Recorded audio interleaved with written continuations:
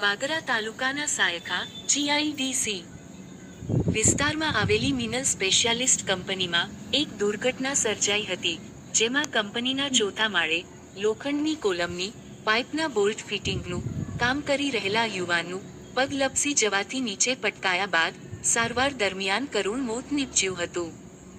પ્રાપ્ત માહિતી અનુસાર સાયખા જીઆઈડીસી ની મિનલ સ્પેશિયાલિસ્ટ કંપનીના આઈસેલ પ્લાન્ટના ચોથા માળે ગોવિંદકુમાર અમિકા રાય, ઉંમર વર્ષ 22, ધંધાકીય કામ ફિટરનું કામ હાલ રહે.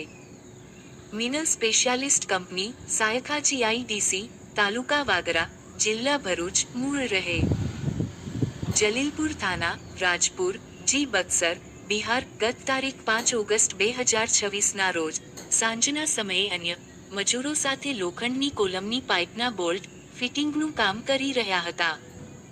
તે દરમિયાન અચાનક તેમનો પગ લપસી જતા તેઓ ચોથા માળેથી નીચે પટકાયા હતા.